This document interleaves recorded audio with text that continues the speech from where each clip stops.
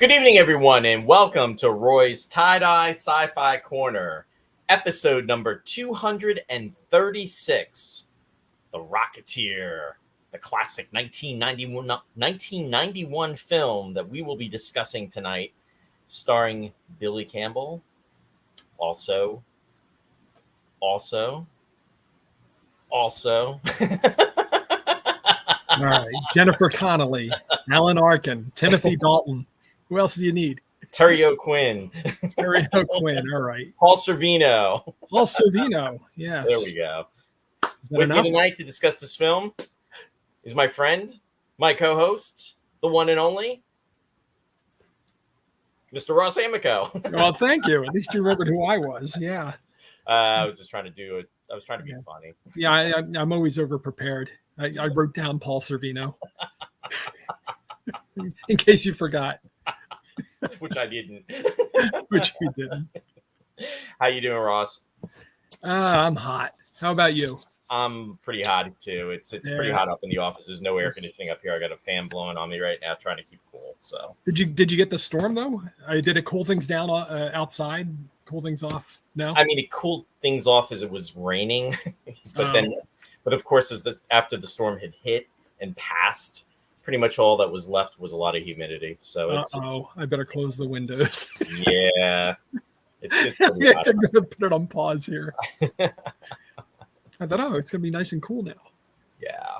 But anyway, I want to just welcome some of our viewers that are out there. Just check in and say hi to them. I see Martin is out there. Actually, he's saying hello. He's saying hello, everyone. Hope you have your best gum. Beeman's gum. If I hadn't messed up the name. Martin is joining us from New York. Also, Jeff Rubel is joining us. Thank you about your comment about the groovy theme. Compliments of Jeffrey Morris. Jeff is joining us from Utah. Claudia is out there. Welcome, Claudia. She's joining us from West Virginia. And actually, she's joining us from the eastern panhandle of West Virginia. So I stand corrected. Martin is saying it's rainy up there, which I had a feeling it would be. Christian is joining us from Canada. Welcome, Christian. Welcome, everybody so far. Lou is joining us from Rhode Island, and he said he's ready for the Rocketeer. Oh, boy. And Dale is out there. Dale, welcome. Thanks for being able to make it, Dale. Appreciate it. And he's saying Tiny Ron. Tiny Ron. Yeah. Right. As the creeper. As the creeper. Absolutely. And let me see here. May is out there. May is joining us from Canada. Welcome, May. Hey, Jeffrey. And Jeffrey is out there. Welcome, Jeffrey. Hey, Jeffrey. Good to see you out there, Jeffrey. And he's joining us from the Twin Cities. And let me see here. Yeah. And Randy Lee is joining us from Wisconsin. Welcome, Randy. Good to see you out there. He's eating ice cream. And Dale is saying he's joining us from West Virginia also. Cool. So, yes, we are well represented here tonight. And looking forward to the discussion of this film. This is a fun movie. This was a Ross pick, I have to say. Great job, Ross, on picking it. Oh, thank you. Thank you. I have not seen this film in quite some time, and I had only seen it once, actually. But I tend to go on about this, and I promise only to do it once, maybe twice, maybe three times. But it just blows my mind that this is a 33-year-old movie. Yeah. Well, you wanted to do like an 80s movie, and I wanted to do something lighter after Man with the X-Ray Eyes last week. Sure. So we were kicking around ideas, and this is the 90s. We're 1991 on this, but it fit the bill, I thought. So thank you for agreeing to do it. No, absolutely. And I wasn't sure about it. And then what I did was last night, I kind of put a post out there because I pretty much was trying to crunch. It was crunch time, just, to kind of like catch up and watch the film, which is always a good thing. And just, It's one thing to go through the notes and go through everything. But it was really very positive as far as the folks that actually had seen this movie, enjoyed this movie, brought back a lot of memories for the folks out there, a lot of discussions and side discussions, which was really cool. And which we love about the show. I mean, we get to, kind of tap into everybody's persona as far as what they feel about different things. So, yeah, and it's nostalgic. But again, this is number two, the fact that it's 33 years ago. Yeah, yeah. Well, when you see Christian, there's this Ross picking a film from the '90s. Yeah, it is hilarious, but it's set in 1938, so, Right. So so what? that's why I could swallow it. Yeah, Yeah, and what we really try to concentrate on the 60s and the 70s, but 50s, yeah, but 80s. he's bringing that up because I'm always trashing everything. Oh, I After know. 1990. You hate anything 90s. I mean, you're It's always true. I saying, do hate anything '90s. which is, I mean, there is good stuff out there, but I am the same way. I mean, 60s and the 70s for me is it's just it's like kind of our area, it's our realm. Yeah, And the, then the 80s was really, really special, very cool. But then yeah, as you kind of get towards the later part of the 80s and you're starting to get into that territory, things kind of there's a shift in the force, Ross. yeah, yeah. Yeah, oh, definitely. It's a very strange decade because it's kind of bifurcated. The '80s was like, well, you had the '70s, which was New Hollywood. Then you had the Yep. '80s, which was like an amusement park for us. You know what I Yeah. mean? It was like the summer movies, summer Yep. movies, summer movies. And then in the '90s, something very strange started to happen. You started to get this bifurcation where you had like the aftershock of the '80s blockbusters. Yeah. So you had films like Rocketeer and what have you. But then you had this darker trail that was, I mean, it was already evident in the 80s. They started doing things like RoboCop and Total Recall, which were heavier. Right. But, you started getting Independence Day and The Matrix and suddenly, and then the computer started to take over and you didn't have that sense of being rooted anymore in anything. You didn't have people making models anymore and stuff like that. And so this was my sweet spot here. As soon as I see guys in leather jackets with Art Deco helmets and stuff, then I'm there. Well, it's like we had to go a little further forward, Yeah. go back, and Right. which was fun. And the thing is that what won out eventually was the dark side, because now the 21st century, any kind of movie of this sort always has to go dark. It's dark, violent, nasty, and really overloads your senses, in my opinion. But I'm an old man, so it is funny to meditate on how this was a Disney movie back in the early '90s, and they were putting the brakes on stuff all over the place, because they were family entertainment. Yeah, you know what I mean. And I remember seeing this in the theater back in the early '90s, and my girlfriend at the time, she said, she was this very upset by the violence in the movie, by the immolations, people catching on fire and that sort of thing, which is so mild by today's standards, but she took it very viscerally. Well, if you think about it too, a lot of the things that are on television now, as compared to in the 90s, when and what was the one show? NYPD Blue? Was that the one that 93? I think it came out 93, 94.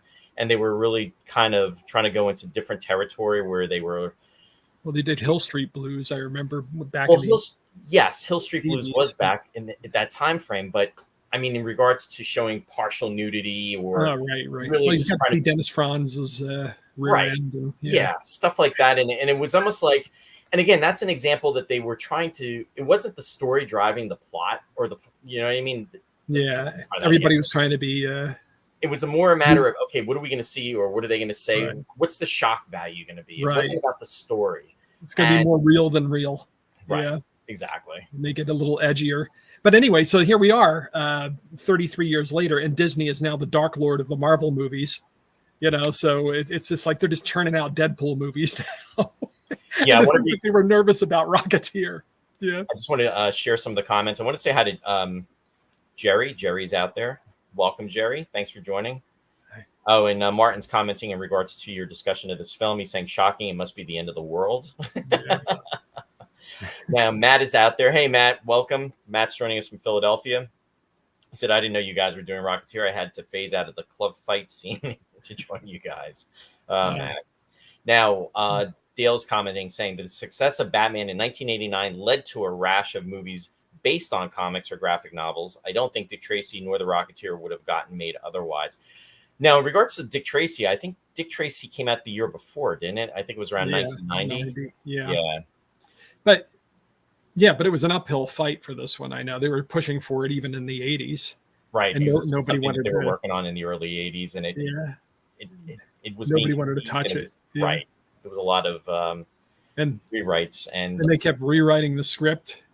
passing ownership. It was exchanging owners and went back and forth. Let's just say I don't like much the '90s except for this, The Crow. Oh my goodness, The Crow is one of my most hated movies. Dark City, Alien 3, Eyes Wide Shut, and maybe a few more. But since then, it's really downhill, and I'm polite here. Yeah, I'll have to be polite too. Yeah, be polite to our viewers. And just because I hate the movies everybody likes doesn't mean I hate the people. Just know that. Just because I hate all your movies doesn't mean I dislike you. Yeah. Not Christian, but anybody out there. Yeah, just because I hate Lord of the Rings and you love it doesn't mean I hate your guts. Or AI. You had to slip that in, didn't you, Ross? Or The Crow. One of these days we'll have to discuss our most hated movies. Oh, dear. My. Claudia's commenting. It was NYPD Blue. Local stations refused to show certain episodes. Yeah. The Shadow with Alec Baldwin was okay. Yes. Yeah. I remember. Well, see, that was another one in that wave of post 80s. You had the Phantom. Yeah, these are movies that not a lot of people saw, you know. I want to say hi to Don Bethman. Don's joining us from Delaware. Welcome, Don. Good to see you out there. And go ahead, Ross.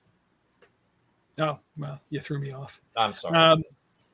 Yeah, I don't know what I was railing about at the time, but the Disney. I don't know. I came to a close of that thought. I believe I was just like kind of making fun of everybody or their choices of movies. No. Matt said, "Well, Ross, you'll be pleased to know that they are making Crow 2." Well, didn't they remake The Crow? Didn't they just come out with it? See, I don't know because I see these things and I assume they're out already, but they could just be in production. So who knows? Ross, now in regards to The Crow, wasn't that the movie with Jason Lee? No, Brandon Lee. Brandon Lee. I'm sorry, Jason Lee's the comic artist or whatever. Yeah. Unfortunately, Jay Lee. I can't remember. That took place on the set, so that was just very, very sad. Yeah. It was not a movie worth dying for, that's for sure, if any are. But yeah, it was unfortunate. And oh yeah, I remember what I was saying. They were shopping the Rocketeer around in the late '80s, and they weren't getting a lot of bites. And this surprises me because it was in the wake of Raiders of the Lost Ark, and that retro stuff. I mean, they were churning out like a lot of trashy Z-grade Raiders knockoffs. I don't know if you remember, like a lot of these things never even, I don't even know if they made it to theaters. We'd see them on cable or like, I did see, what was it? Treasure of the Four Crowns or whatever in 3D. You remember that one? I remember the title. I didn't see the movie. Yeah, it was like a spaghetti Western, Indiana Jones ripoff. And then there was another one I just learned about that was an Australian knockoff. I just saw the trailer for it yesterday, I think, because they're putting it out on Blu-ray, and I'd never heard of it. Oh, that's too bad that Jenny's not out there from Australia, and then also Andrew, because they probably. But I mean, so many of like even Who Framed Roger Rabbit had that noir setting. Yeah. With everybody walking around the fedoras and that sort of thing. But you had that nostalgia for World War II that seemed to really be building at that time also, that era. At the end of the decade, Tom Brokaw wrote his Greatest Generation book, and everybody was lauding the World War II veterans. And I mean, that continues. I mean, there are a lot of books still being written about World War fiction books. Oh, King Solomon's Mines with Richard Chamberlain, another one. Yeah. Just like so many King Solomon's Mines. Yeah. And then The Mummy. And later with Brendan Fraser, is another one. But that was, I think, more 90s, I think. Yeah, it's 90s, yeah. That was definitely 90s. But they were still doing that, yeah. Sherry's joining us. Hey, hon. She's saying, just checking in. Sorry I'm late. Don't know if I've ever seen this movie. We didn't see this movie together. So I don't know if you saw this movie or not, though. Yeah. So you had that. And there's a little bit of a touch of Back to the Future in this. I mean, it has a little bit of that vibe, even though it's not time travel. But you have like Alan Arkin's kind of the Doc Brown character, not quite as eccentric as Doc Brown, but he's the sidekick to the young adventurer, who's got girl problems while he's trying to save the world from the Nazis, right? That kind of thing. But Well, and there's that connection too, almost to what was his name or her? Excuse me, it was Marty McFly and Jennifer. Jennifer was the girlfriend that was in Back to the yeah, Future. coincidentally. Yeah. Well, it's based on a comic book, Right. Rocketeer by Dave Stevens, and originally the girlfriend was based on Betty Page, the pinup, who kind of the pinup who kind of leans toward, bondage and and all of these, titillating kind of places that Disney didn't want to go at the time. They would probably do it now, but they changed the girlfriend's name and they changed her occupation in the movie, so she's now Jenny instead of Betty. But I thought it was interesting too, reading up on Dave Stevens. I mean, what a career he had. I mean, and in regards to, he actually got in contact with Betty Page too, Right, and made sure that she was going to be compensated in regards to different work that she was doing. And this was after her career. I mean, she was really prominent in the 1950s.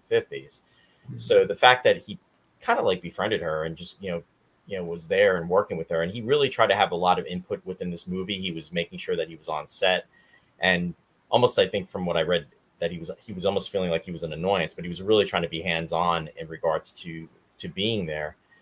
Sadly, though, his life ended very early with cancer. Yeah, he had an early death. Yeah, he was only in his 50s actually. Yeah, he was like 52, I think. 52. Yeah. So Rocketeer was premiered in the comics in 1982. So he was a modern invention, even though it seems like he tried to tap into that vintage, golden age feel, and it was an homage to the serial heroes, especially Commando Cody. I knew, even though it was before the internet, before everybody was on the internet, I'd seen enough clips from Commando Cody to know that with the helmet and the jetpack, that was an inspiration. And face it, I mean, like what boy, at least, I mean, what kid, but what boy didn't have fantasies of having a jetpack at some point? Oh, I mean, that was always a symbol of the future, from dating back to the World's Fairs of the 19s. The 64 World's Fair. James Bond, we saw the jetpack in the what was it? I think it was in You Only Live Twice, I believe it was utilized. Okay. We saw it in Arc 2 growing up in the 70s. I mean, that was an integral part if you were watching Saturday morning live action television back in the day. He had what they called the jet jumper, and that was really cool. And they would do those scenes where, Jonah was flying around and everything. I mean, yeah, it was something that I think as kids and even as young adults, it would have been something that we would have loved to have had. Yeah. Jetpacks and flying cars. Flying cars, which we're still waiting on. The Jetsons, yeah. I mean, we think of that. But now I don't want them. Or Star Wars. Well, yeah. Star Wars movies, Incarnations, and then Blade Runner, right? Right. And then, of course, not real soon after, but not much after. I mean, Iron Man was in the comics, but as far as the movie goes, that as far as the Disney involvement with Marvel, that was such a big hit. And Rocketeer, which kind of, has a guy in a helmet flying around too, just didn't quite resonate. Superhero movies were not that common at that point. Your friend mentioned Dick Tracy, which again tapped into kind of a retro feel. Yep. I mean, of course, we had Superman in the 70s, but most other than Superman, most of the superhero movies were kind of, they didn't go anywhere, until Batman. From to my memory, I mean, I enjoyed going to see these things, but they were all like one step above Hero at Large. Anybody remember that movie? Hero at Large. Hero at Large.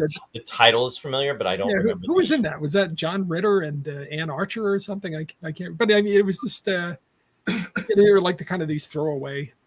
That would be an excellent combination, though, if it was.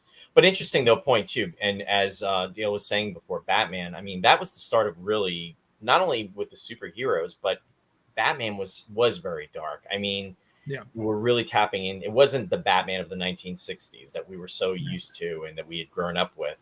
And then when I think the one film, what was it? The Penguin came out right after that. I think that was in 92, if I remember correctly. such a dark and disturbing movie. The second Batman. I was not I mean, I Well- enjoyed it on a certain level, but it was just a very, very dark film.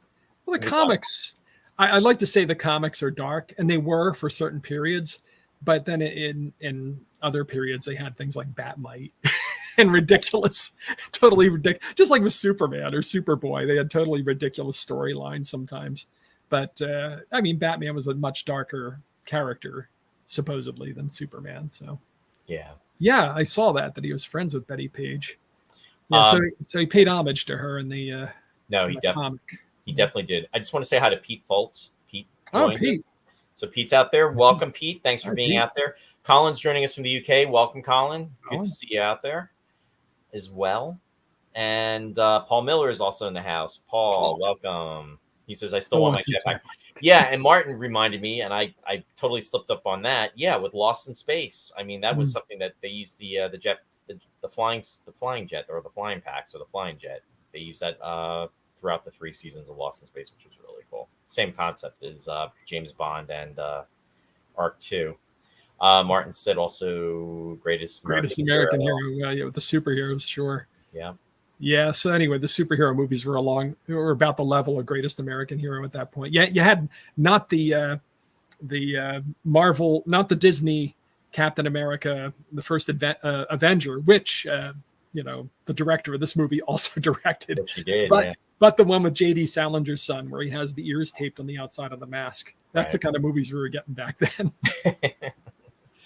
Yeah, not the one that Joe Johnston directed. Claudia said there was also an episode of NCIS with a jetpack. McGee was stocked. Yeah, cool. Thanks for sharing.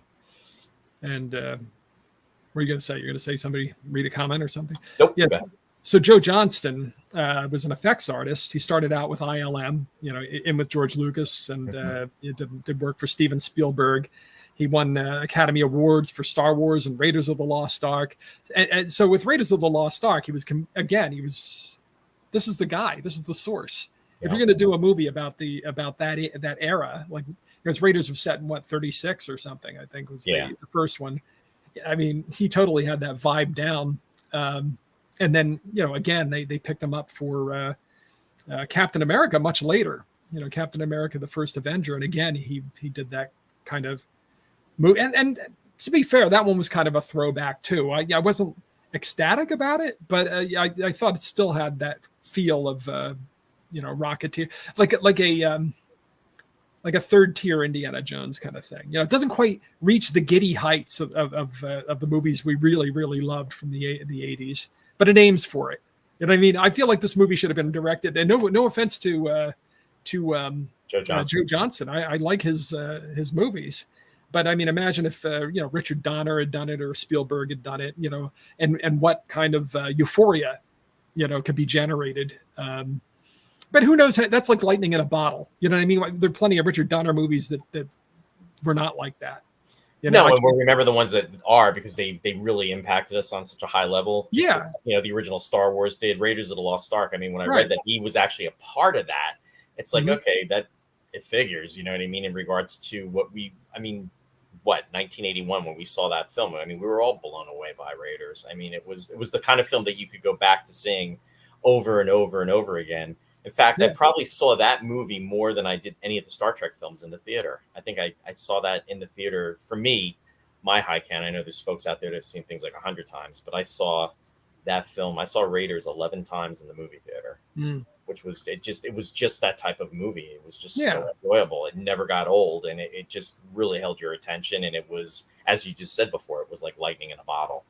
Yeah. Yeah. Because even the sequels didn't recapture what they had with the first one. And Superman, for all of the turbulence that went on behind the scenes there, and for as much as Richard Donner got jerked around, and how they cut up his work for the second film and reshot stuff and everything else. I mean, that first one, there was that kind of giddy, like I said, euphoria. So when somebody says, "Hey, it's Superman," or whatever, everybody feels like cheering and laughing, and they're just kind of totally in the experience. Whereas in this one, you kind of get it like one removed. You can kind of see what they're doing, but you're not like emotionally You You don't know, have that connection. I you mean, don't feel like you're it gonna doesn't stop you in your tracks. It's like right. okay, yeah, that's really cool, but with Superman, it's like wow, it was just very moving. Deal commented, he said Joe Johnston also had a long time interest in aviation, and also Howard Hughes and the Spruce Goose, which is why we get that scene with the Spruce Goose model. Right. The Spruce Goose, right, where he jumps on the model.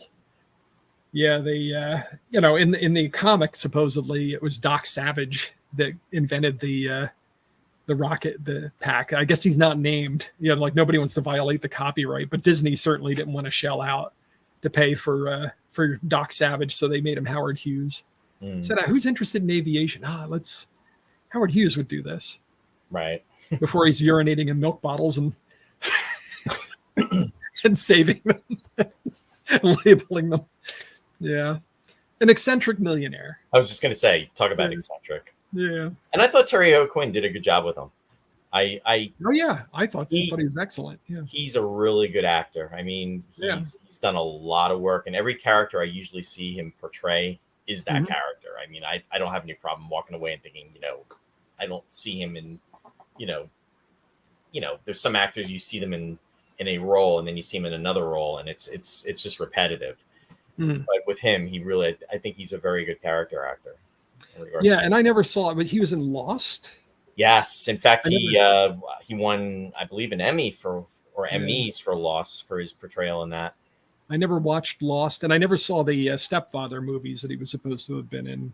I never did either, and that's really what propelled him sort of with the fame, because those Stepfather movies, I believe, came out in around 1986, 87. But yeah. But he's obviously a good actor. And I also found it interesting that Joe Johnston was in on the ground floor with Boba Fett. That he designed the Boba Fett costume, which is like, it's the prototype for Rocketeer almost. Really even though Rocketeer existed in the comics, Right. Exactly. But I just love the whole deco thing with the helmet and the fin on the back. It's like, give me one of those, and the leather jacket with the buttons that, come on. And the jodhpurs, give me those jodhpurs and a biplane. And then I'm happy. But, yeah, so you had all that stuff. It was set in 38. The homage to the serials. You had the director who not only did this, but he did Captain America later. He also did a film called October Sky, I think it was called, which was a very good movie. It was set in the 50s, but it had much the same feel. You know how they do the sepia tone and you get that real nostalgia, all the lighting and everything really brings out that nostalgia for that time you never lived in, That's based on a true story, though. It's based on a NASA engineer. And I think that it might have been Jake Gyllenhaal. He was young at the time there, who was the lead in that movie. But I recommend it. That was a good movie, too. I mean, he did some blockbusters. I mean, he did Honey, I Shrunk the Kids was his first movie. Jumanji was a big, big hit. Jurassic Park 3 he did in 2001. So he was the first director after Spielberg to direct the dinosaurs. Right. And he's one of these guys like Ron Howard, I think, that when they need somebody solid to make a movie, they pick up the phone and they call Joe Johnston because they know he'll do a good job. You know what I mean? It's like, yeah, they very seldom make bad movies. They're solid directors. And, they called him for reshoots as recently as there was a film on the Nutcracker and the Four Realms. I don't know if this was on your radar at all. This was not, no. Yeah, it was only a few years back, but he was brought in kind of at the last minute to do like a month's worth of reshoots for that movie. And he's also in talks to do the reboot for Honey, I Shrunk the Kids. Yes. Disney wants to. We're talking about that as of like 2020. I don't think there's been an update on that, but I did see that was something that was potentially in the works. I was actually talking to Steve Feinberg last night, and Steve works for the Rhode Island Film Commission, and he was commenting that he was friends with Joe Johnston. So I thought that was really cool. And obviously Lou worked for Steve. Really, really nice guy, really great guy. So definitely appreciated his input last night in regards to that, commenting about about his, stuff. And there's an interview that Steve actually did with Joe Johnston, which I'm going to share after the show, not tonight, but over the weekend. So I will post it so folks can actually get to see him. And Steve had interviewed him last year, so I thought that would be something cool to share too. So for the folks out there who wants to see that. And the other thing about go ahead. No, I was going to say the other thing about being in talks to be to direct that reboot or that legacy sequel or whatever they want to call it is that, you know, he's well into his 70s now. I mean, he's in his later 70s, and that's pretty old for an active director. You know, a lot of directors tend to start to wrap things up in their 60s even. So he's still very sharp and very, you know, the fact that he was called in for those reshoots and the fact that he did, you know, some of these other movies quite comparatively recently, I think says something. You know, I mean, you don't get a lot of 80-year-old directors that are still, you know, making Hollywood movies. Yeah. Yeah. Well, he's not there yet. He's 74. No, he's how old is he? He's only 74. 74. Okay. I thought he was 76, but 74. Yeah. All right. So he's young yet. Yeah. Especially when you're 58. Especially when you're 58. He's only a stone's throw away. 76, so that's old. And Ross and I can joke about this because we're both the same age. Although Ross is older than me. He's older than me by, 16 days. Yeah, there you go. I want to comment. Christian posted, Roy, I remember my last year at my first high school in 1978. The guy who always sat by my side lived in a small town in my area. They had a very small cinema. I was watching every showing of Star Wars every week. And he looked like Mark Hamill, but with crazy eyes and blonde hair. I always said to myself, you are crazy. Dale commented and he said, October Sky was based on the book Rocket Boys by West Virginia Homer Hickman, who went on to become a NASA space shuttle rocket engineer. Again, it's in line with Johnston's interest in aviation. Thanks for sharing that. Yeah, it's a worthwhile movie. Yeah, check that out if you ever want to see. You know, if you ever want to see a movie that has kind of the feel of the James Horner score, that's a good movie. And also, the other thing that it reminded me of, if you took the Chuck Yeager scenes from The Right Stuff and you threw it in a blender with Raiders of the Lost Ark, I think this is the movie you would get. Because that James Horner score just totally, you have that kind of, there's the, you know, the kind of feeling of the wide open spaces and, you know, limitless adventure and everything. I would have liked if he had like a heroic theme in there too. Like in the action scenes, he could get pretty hectic, but I didn't think he had like a thrilling theme. You know what I mean? That was a great, expansive theme that he had, but I wanted to. That's a good word for it. It is expansive. Absolutely. It's not majestic, but it's along the lines of that. It's you kept hitting those pedal tones. Yeah. I mean, it's like it's large and it just, and then at one point too, I was hearing Star Trek 2, The Wrath of Khan in there. And part of what Dale and I were going back and forth with last night. Donnie had reached out to me on Wednesday, and Don Bethman, and I just wanted to share a comment too, because he said that there's a great documentary called Dave Stevens, Drawn to Perfection, and it's free on Prime, Tubi, Pluto, etc. He said essential viewing for the subject if you haven't already seen it. So definitely wanted to put that out there. And again, thank Don for sharing that information. It's on now on Netflix. Not Netflix. Yeah, but he said you can it's free on Prime, Tubi, and Prime. Yeah, free on Prime. That's what it was. Yeah, right. it's called I knew it was something I could get. Okay, Prime. Yeah, Dave Stevens, Drawn to Perfection. And actually, I'm going to put that in the comments section. I'll check that. Again, thanks again for sharing that, Don. Appreciate it. Oh, the other thing I found interesting about Joe Johnston that I didn't realize is that he designed the Iron Giant that was in the successful animated, Brad Bird movie. It was a big deal at the time. So he did not only Boba Fett, but the Iron Giant, and then, also Rocketeer. He likes the flying.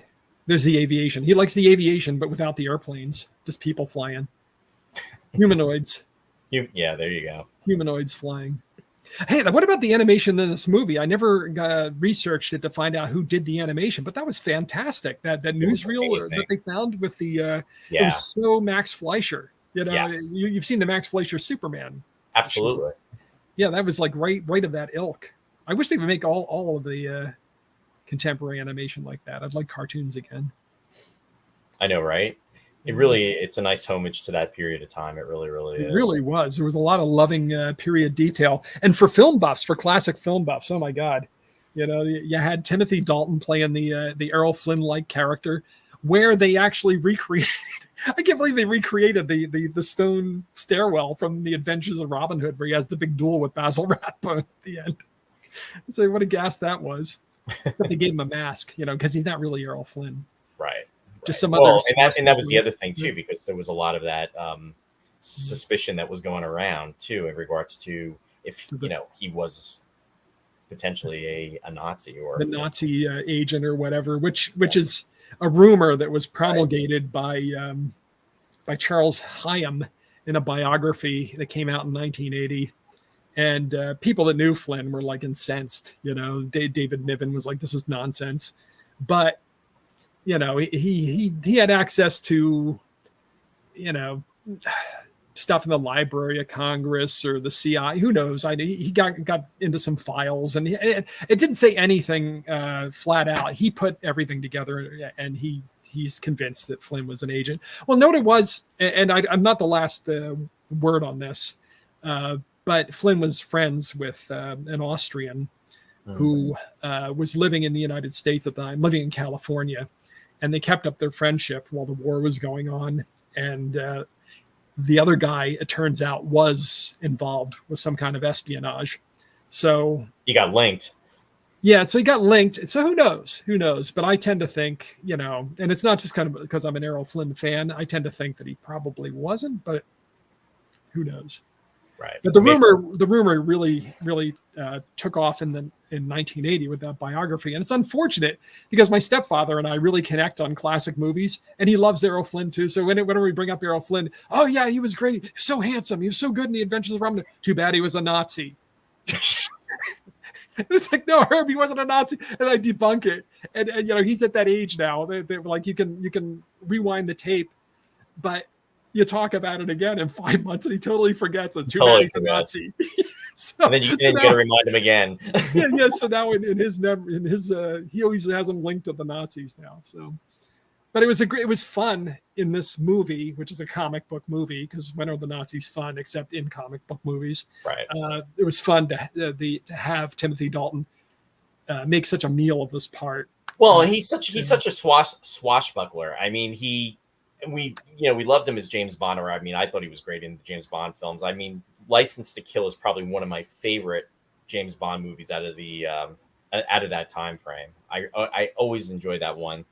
The Living Daylights was okay. It wasn't a bad movie, but License to Kill I can watch over and over again.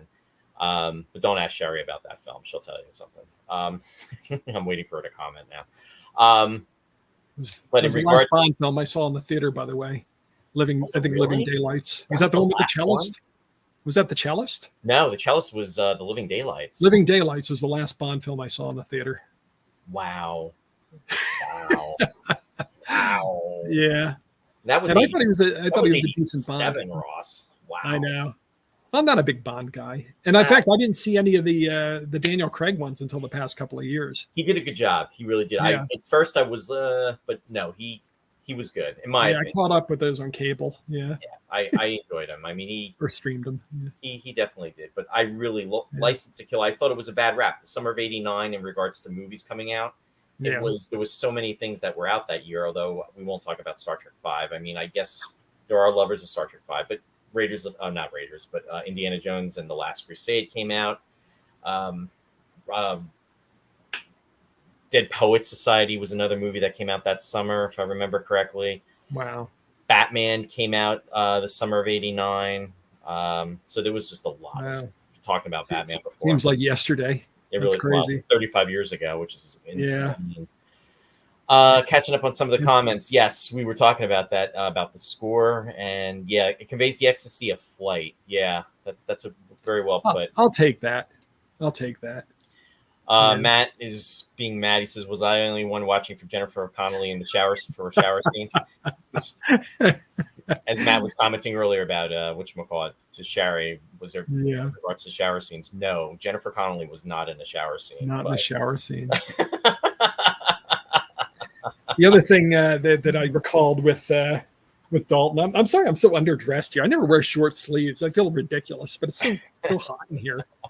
Um, yeah, But Dalton also played Prince Baron in Flash Gordon. absolutely, and Who's essentially Robin Hood, the exactly. Argorian, And that the was 11 years earlier, and that was pre-Bond.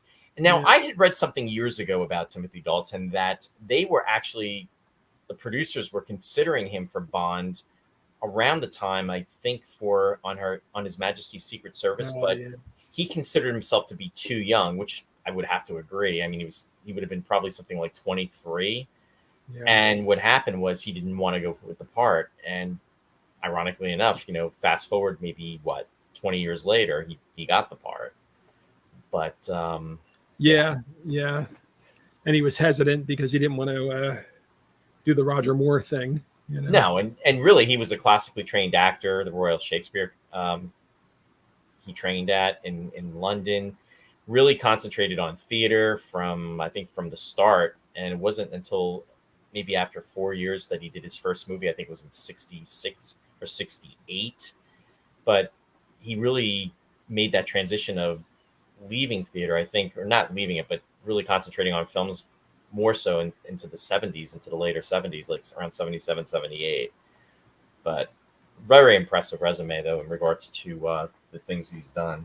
Yeah, he's a good actor. He has presence. He was good in this movie. It's kind of a one-dimensional role, but he has a lot of fun with it. Yeah, exactly. Yeah. He was almost like he wasn't mocking himself, but he was just letting loose and just having a good time. Like you said, he was having fun. I mean, it wasn't quite as over the top as Alan Rickman, who was out in the Robin Hood movie at the same time this movie. This movie opened fourth behind Robin Hood, Prince of Thieves. Mm. So it's interesting that those were out in the theater at the same time. Dalton playing Errol Flynn in this movie, essentially Errol Flynn. But Alan Rickman was the only part of the Robin Hood movie with Kevin Costner that I liked. It's another one of my least favorites. Add that to Ross's dislike movies of the 90s. Jeff commented, Jeff Rubel said, I think License to Kill was my last Bond film too. Made the mistake of taking a date to it. Oops. There you go. Sherry said, I was leashing the cat, missed what you said. Lots of laughs. Was it about the shower scene, or you're talking about shower scene? Was it about the movie? The movie. Yeah. Oh boy. Yeah. Imagine, Paul saying, imagine having both a jetpack and a license to kill. You'd be invincible. I think maybe GoldenEye was mine, Claudia said. If you had a jetpack, though, you wouldn't need a license to kill. You just say, catch me if you can. Christian is saying, I'm not a fan of Craig's Bonds. Nothing against him. He's a fine actor, but he looked too much like Steve McQueen, so I never did anything. That's funny. He does have a little bit of a McQueen look to him, yeah. Yes, they offered him Bond in the wake of Lion in Winter, but he refused because he thought he was too young, which was true. Yeah.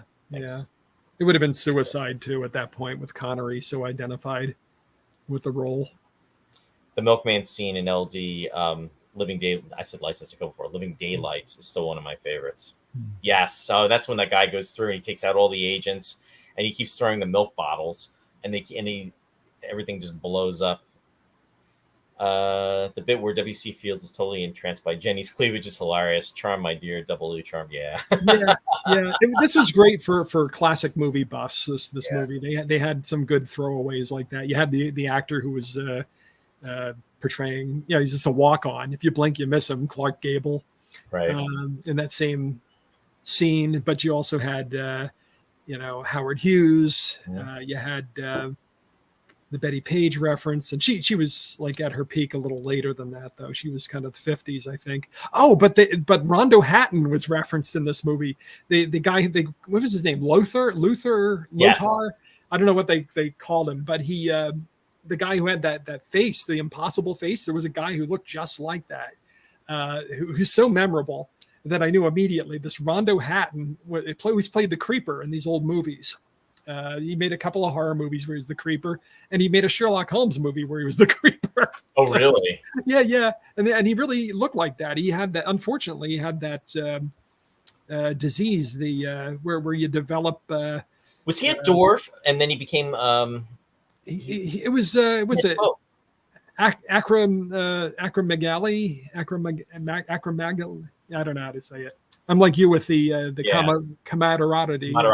Camaraderie. Yeah, because I always pronounce it incorrectly. Acromegaly. Acromegaly. I don't know, but it caused his to develop like that. So he looked like the creeper, but unfortunate, but a very distinctive fellow, and he gets referenced a lot in other things. I think he was actually referenced in a Scooby-Doo episode also. Oh, that's hysterical. Yeah, so he kind of lives on. Once you see him, you don't forget him. Martin B. Yeah, there you go. Every time I say camaraderie. Rick Baker, exactly. Rick Baker did the makeup, exactly. Right. So and the guy who played him was Tiny Rod Taylor. So yeah, and I was interesting. I did not see Ace Ventura: Pet Detective. He was in that. He also did episode of Star Trek. He did Star Trek Deep Space Nine. He was in 7 episodes. The makeup was so good that I had to actually look it up because I thought it was him. I said, wait a minute, how many decades is this guy?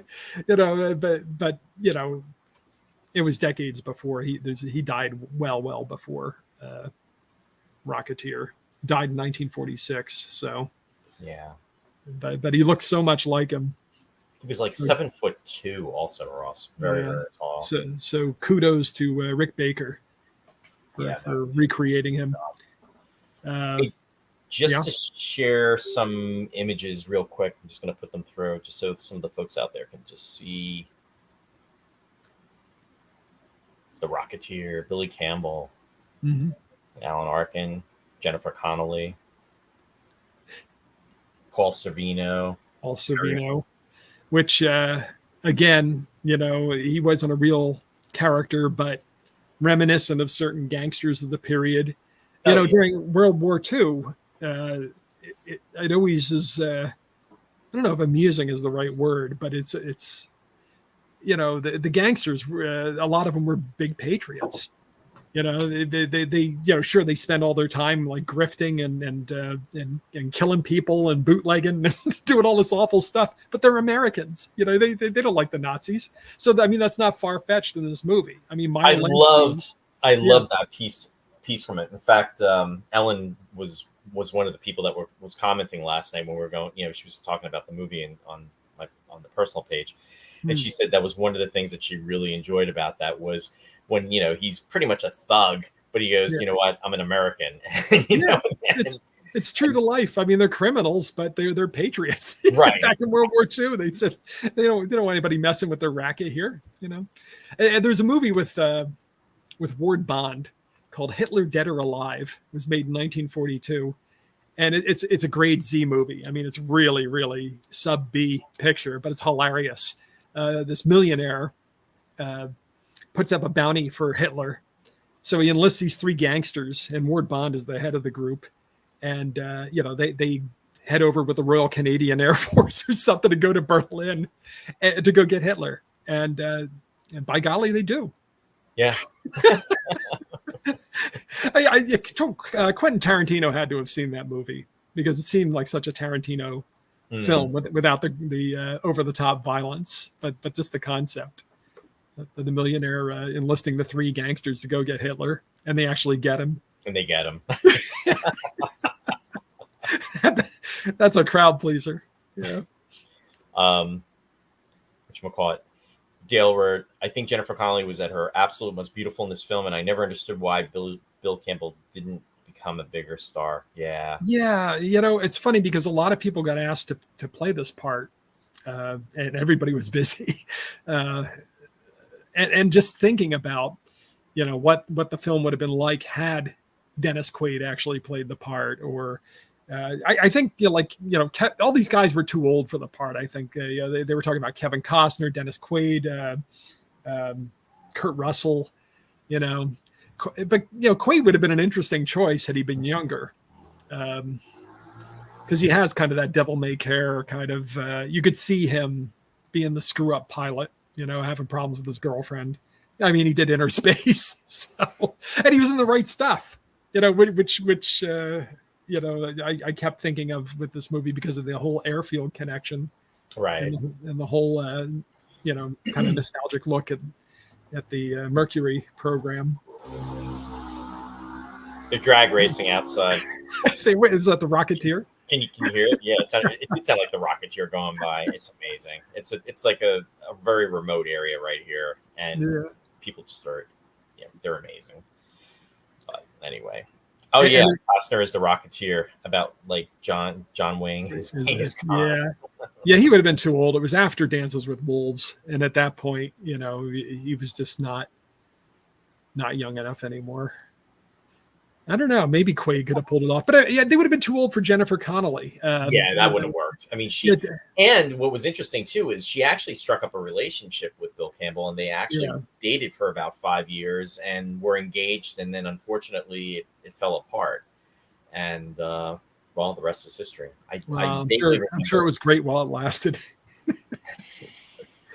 But the other thing was the historical detail. The whole look was right. Mm-hmm. But, Robin Hood, The Adventures of Robin Hood with Errol Flynn was 1938. There goes the Rocketeer again. There he goes again. And the movie was set in 1938. The Hollywoodland sign. That was a nice. It was a nice touch. It was funny. That was put up in 1923, but the land came down in 1949, so a little later than in the movie. But it was fun to think that might have been why the land got wiped off the sign. Right. And the Hindenburg accident, tragedy here in New Jersey actually was in 1937, so the year before the movie was set. But it was easy to see why they would take that concept and put it in this film. There was also a scene with the Enigma machine, apparently, with Timothy Dalton, but they cut it out of the movie because it slowed it down or interfered with the pace of the film. That's the machine they used to kind of crack the Nazi codes. Right. And the Beemans with the gum. The gum. That figured very prominently in The Right Stuff with every time Chuck Yeager would take up the next jet. And say, "Hey Ridley, you have any of the Beemans?" It was a nice nod. Yeah, so Beemans was the gum, I guess, for aviators back then. But it was very very lovingly done. Between the comic artist, Dave Stevens, and everybody involved with the making of the movie, Joe Johnston especially, to the Enigma scene. I hadn't heard about the Enigma scene. Yeah, that'd be cool. Yeah. I don't know. If there are any outtakes on if there's a Blu-ray or a DVD of it. I don't own it, so I don't know if there is a Blu-ray of this film. It would be interesting to see any deleted scenes. Or maybe it's on YouTube. Check YouTube. Yeah. And in fact, if you want to get a look at the real Rondo Hatton, go on YouTube, or Commando Cody. All the Commando Cody serials are on YouTube, so you can sit there and watch the proto Rocketeer. Yeah. And how about the supporting cast? And I'm not just talking about Paul Sorvino, who always plays a gangster. He was even in Goodfellas. But well, before you jump on that, I'm gonna tie into something that I want to just. So we like to on the show. We like to talk about, or we'll always mention, all roads lead to Star Trek.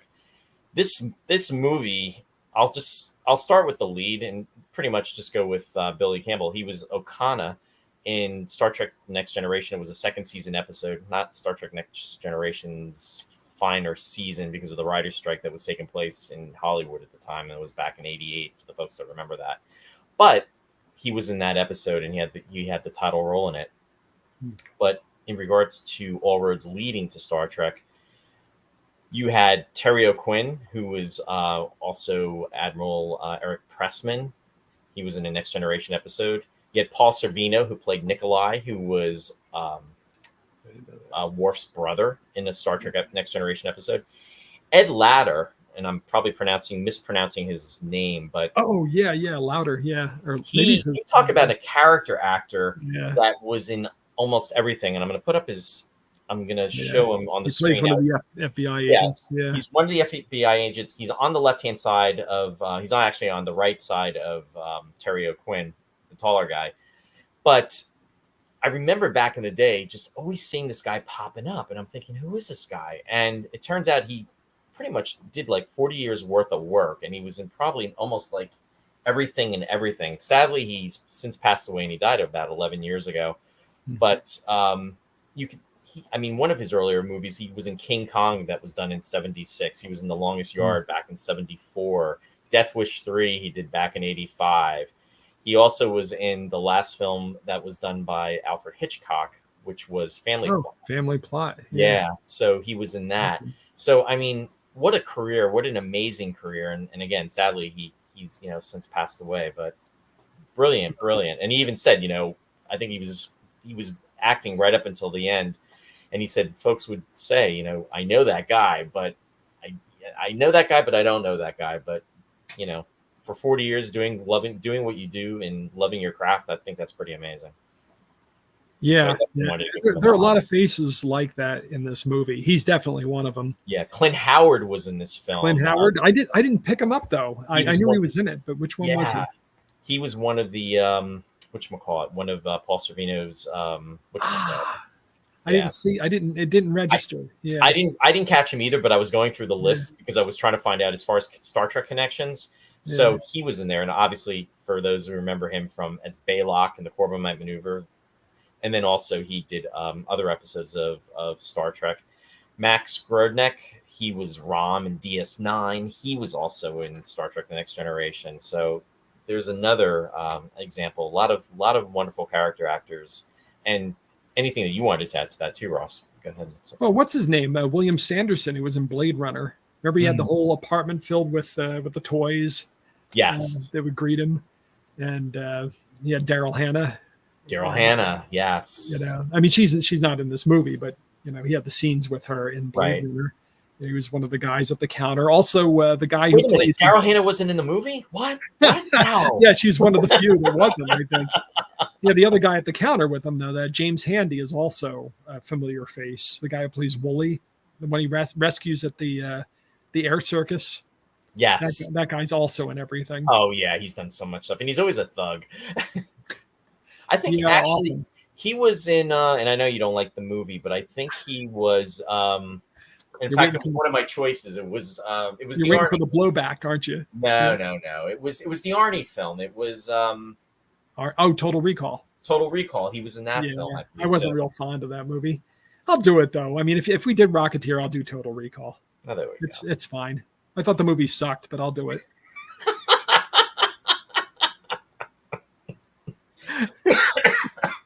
Tell us what you really think, Ross. Yeah, I'll tell you when we do it. Okay. And I'll tell you now, too. Oh, boy. Claudia said a great character actor. Yeah. Dale said the guy who played Malcolm was in all kinds of things. The thug who Luther kills plays a Ferengi. Yeah, exactly. Yeah, that was Max Grodnick. He was Rom, who was in DS9 was Quark's brother. But yeah, quite a cat. Oh, and we didn't talk about John Polito, the guy who plays the sleazy airfield manager. He's all the Coen Brothers movies. He's the one in Miller's Crossing who's the head of the mob. The Italian mob, and he's in Big Lebowski. He's the other detective who's following the dude the whole time. Yeah, what do you really think? I love the Big Lebowski. Total Recall for Ross's Christmas movie this year. Martin's on point on that one. Yeah, but anyway, John Polito was born in Philly. He was a Philly boy. Oh, there you go. A local. Yeah. Sadly, he died. A number of years ago, but he was in a lot of the Coen Brothers movies, so it's always a pleasure to see him turn up and play another series. He was also in The Crow, Ross. He was in The Crow. It's true. Christian's keeping tally. I know. Christian always has to get the last word in there with The Crow. He wasn't the Crow. Thanks to the diligence of the United States government, this particular vacuum cleaner will not fall into the wrong hands. Yeah. Yeah. Oh, I'm shoot. glad to have watched it again because I only ever saw it once in the theater, and I wanted to see it again. Just to confirm my impression of the movie. It was about what I remembered. I enjoyed it. It just didn't get up to the next level, that I wanted it to go to. And unfortunately, Disney didn't. It didn't make a lot of money, and Disney was not. They were hoping to make a trilogy out of it, the makers, but Disney was not going to put up money for. Well, they were contracted too. I think Billy Campbell was contracted for 2 more. Jennifer Connelly was contracted for at least 1 more. One more, yeah. Yeah, and it unfortunately didn't happen. Yeah, there were a lot of other actresses they had in mind for her part too. The one that jumped out at me was Sherilyn Fenn, who was in Twin Peaks. When I saw that, I said, "Cast her right now." I thought Jennifer Connelly was great in the role, though. I mean, for what you can do with the role's not like. It's funny to watch to go back and watch the '90s heroine because they made a big deal out of not wanting it to be a cliche or have it be a damsel in distress kind of thing. Right. So she hits people over the head with vases. You know what I mean? It's the Marion approach. You know what I love too? I love the scene where he, my goodness, that's terrible. I'm doing really terrible with names tonight, and I apologize, folks. With, my God, Ross, Timothy Dalton. Whew. I guess 58 is right here now, right? Where Timothy Dalton is trying to seduce her, and as he's going about it and he's feeding her lines, she's coming back at him, and she's throwing like movie titles out and saying, quoting scenes from different films and the actress that was with him in that specific scene. So then he's like trying to regroup, and he's trying to think of another way to go about seducing her.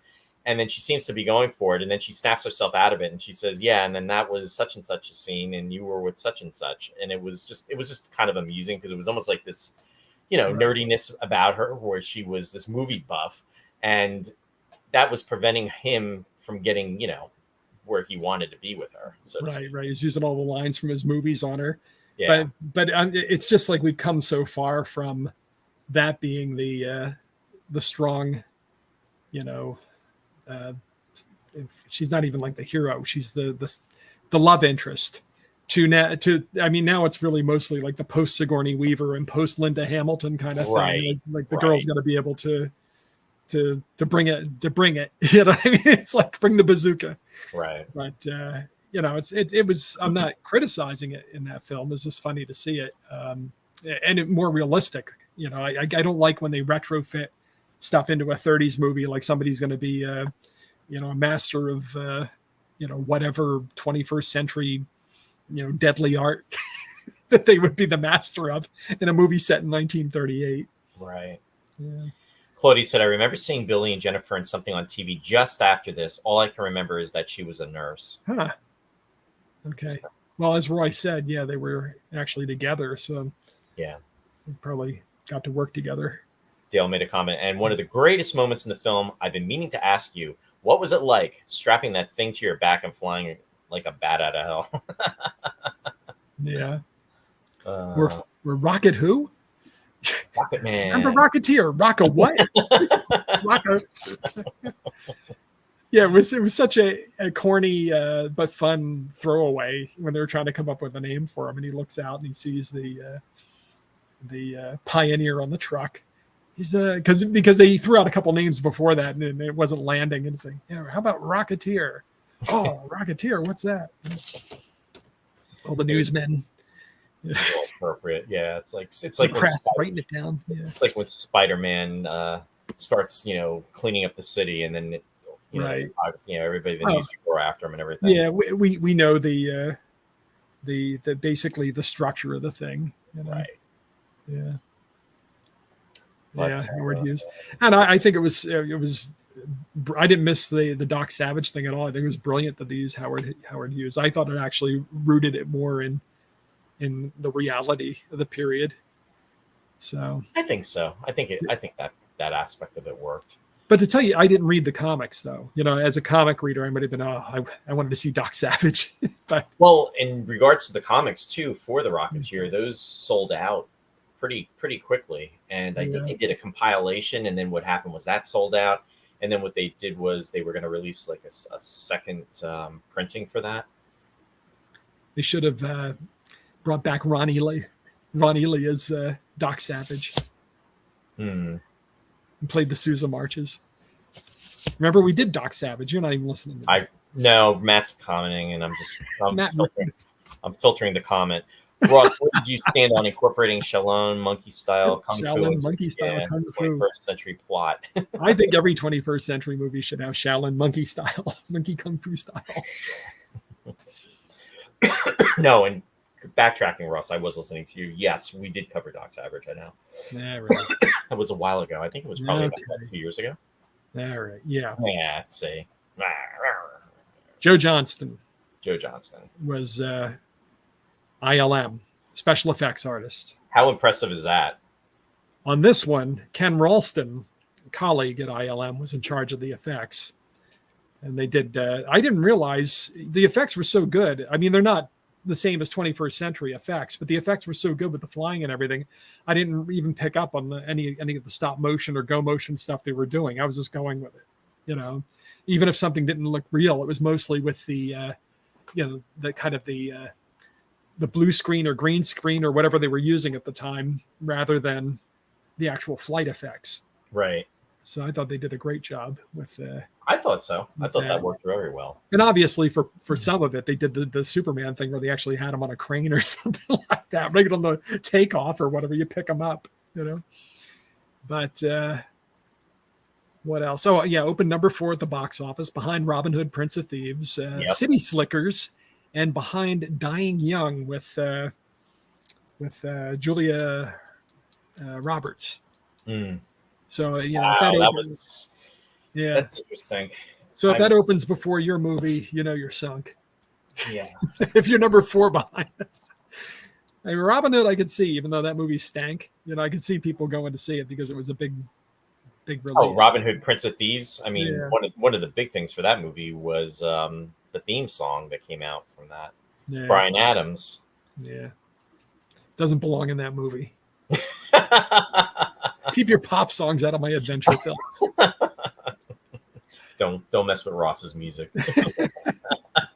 Everybody knows you have symphony orchestras back in the Middle Ages. All your sword fights have to have symphony orchestras. Even if you're fighting, Mastrantonio, whatever, Mary Elizabeth Mastrantonio. Exactly. Yeah. There they are, the FBI agents. There you go. In regards to the flying. There you go. Yeah, look at that. I mean, pretty convincing. Of course, we don't know how he didn't catch himself on fire. Well, we know he put the chewing gum over the hole on the back, but I mean, his clothing and everything never caught fire. But, it's fantasy.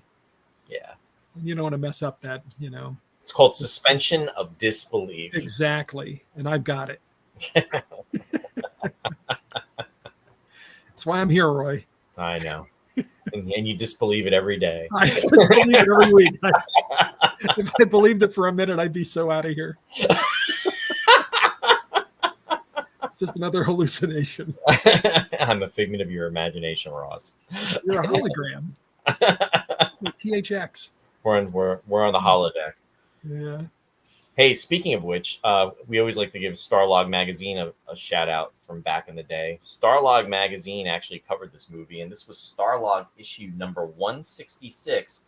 And speaking of which, unfortunately, this movie did not make the cover. However, believe it or not, Robin Hood, Prince of Thieves did. See, in an alternate reality, the Rocketeer would be the lead story, and Kevin Costner would still be on the cover. Although the story did make the cover. Rocketeer. It would have been called Hero Rocketeer, though. Yeah, Rocketeer, a new hero from Hollywood. There you go. But what's it say? Mom's dad saved the world. What's that say? What? Oh, Mom's dad saved the world. Mom and dad saved the world. Mom and dad saved the world. On the set, Mom and Dad saved the world. Yeah. So I have a question for you and for everybody, I guess. It's like, why was this movie not more successful? I mean, I guess I kind of was throwing things out earlier, uh, but why don't you think it caught on? Why do you think it didn't catch on? Um, I mean, who knows? But do you have any ideas? I think he wasn't enough of a hero. They were trying to make the character. I think it was misaligned. He was a comic book character that was a hero, but he wasn't a hero in the sense of the word. Kind of like what you were talking about earlier about Superman. In that sense, Well, that had name recognition too, I guess. Superman. Yeah. Yeah, well, that's true. I think he was more of a hero by circumstance, and Right. He's not really super. He's got right. Yeah.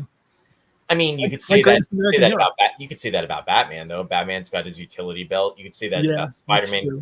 Spider-Man's got his supernatural powers that he attained from the radioactive spider. Right. But I guess Rocketeer is a lot like Greatest American Hero because he can't master the suit. Right. Ever. He's always screwing up. I mean, Ralph is always trying to, and he loses the instruction book for the Greatest American Hero. Right, and then I think there's one episode where he gets it back, and then they give him a new book, and I think he loses that one or something. I don't know. But no, it just the acting was good. I thought the acting was done well. I think maybe the story. Perhaps if they had done another movie and they had gotten the chance, they could have built upon it. But unfortunately, I think there wasn't enough oomph. Yeah.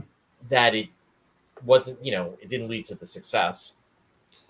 Yeah, I don't know. Maybe there was some resistance on the part of the audience to go see. I don't know, because from the poster, maybe people. To me, I was attracted immediately. Yeah, I love the Art Deco design. I love the outfit. I love the 1930s. The people didn't know really what it was. I mean, I think looking back on it, I don't think I saw this movie in the theater, and it's like, okay, what is the Rocketeer? So unless you really probed it and really researched it and explored it, you may not. If you're just looking at it, I mean, let's face it, a movie poster is just that. It's a way of just catching your attention. You were drawn in because of the period, because you liked that period, and you thought this is going to be cool. What is this? In regards to the time frame and everything. They redid the poster, and I think what they were doing is they were featuring Bill Campbell, Jennifer Connelly, and then also Timothy Dalton, just to show them as being stars that were in this film. So it would kind of draw, more conventional audiences in that weren't attracted to the artistic. Because let's face it, the Ross Amicos of this world are a very small demographic. So they went the conventional like 80s route of putting every face on the poster. Then the I don't know who the first one to do that was, but it was on every Drew Struzan poster. I remember The Empire Strikes Back, which was not Drew. It was Roger Castle, where they had. The Vader helmet in the background, and you had the Gone with the Wind pose with Han and Leia, and then you had Luke on the Tauntaun and the droids and Chewbacca, but they had to make sure to get everybody on the poster, and it seemed like everybody after that had to have the whole cast on them. And it gets much worse as the Star Wars segments go on. Every time they come out with the Star Wars, they're up to like 50 heads now on the poster. That's funny. It's in their contract. Got to be on the poster.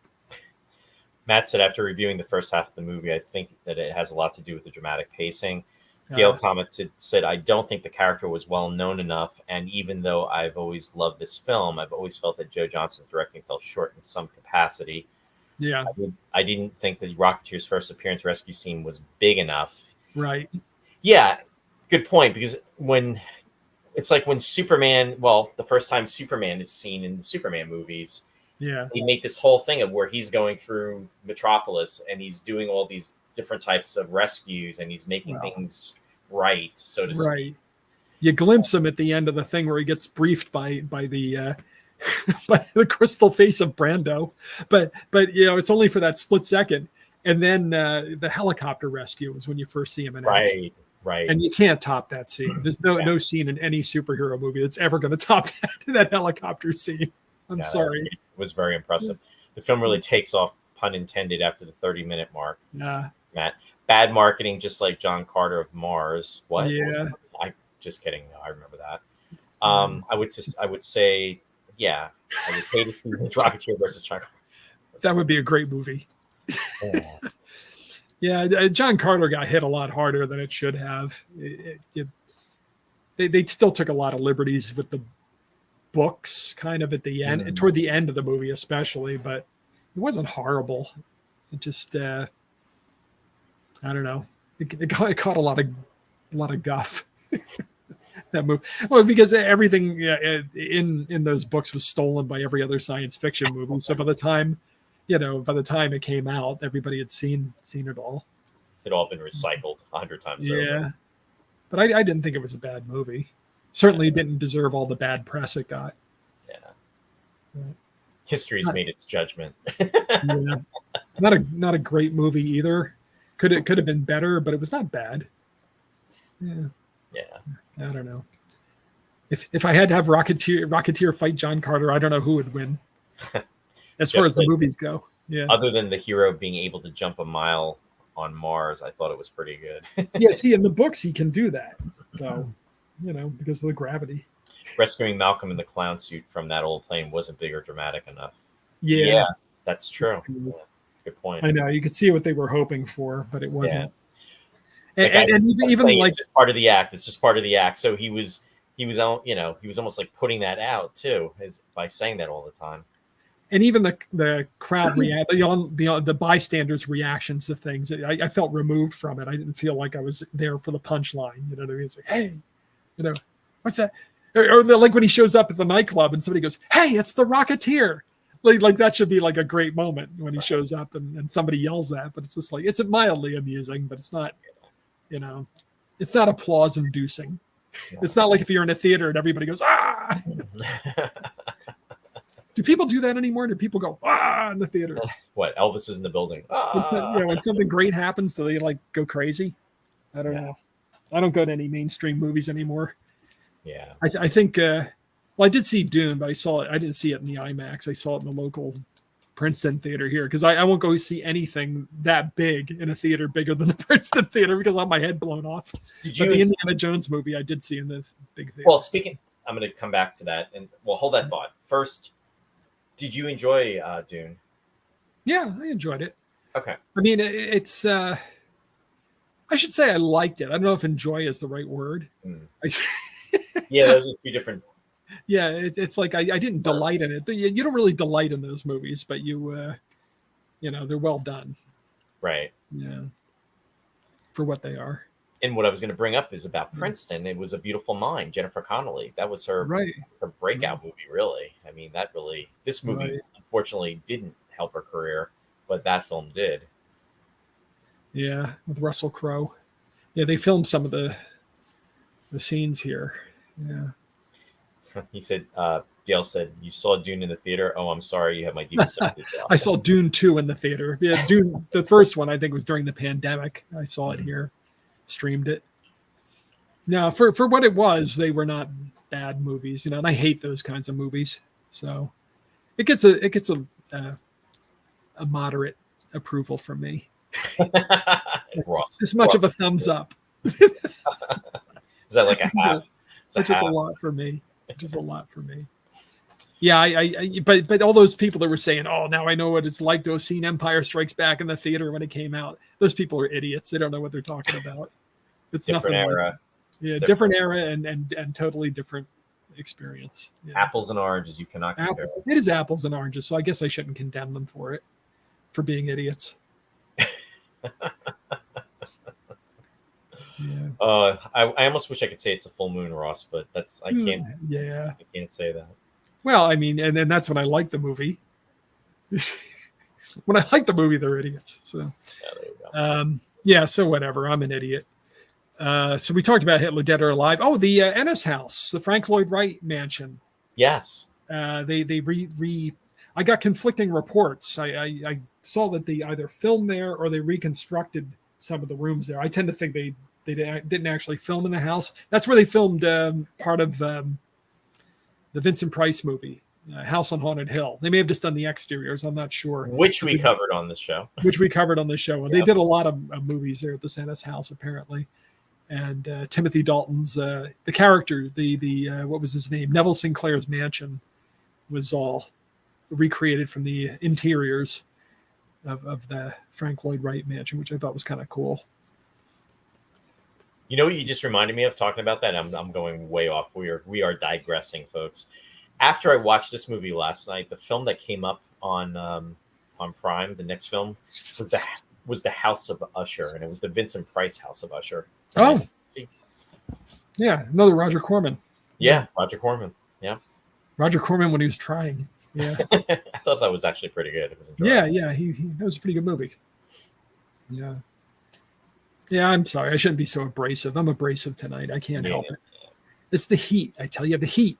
Yeah, put the air conditioner on, Ross. It makes me very, very cool off, Ross. I have very low tolerance for idiots tonight. Ross is all fired up. He's gonna spontaneous combustion. Well, I'm gonna one thing I'm gonna go to.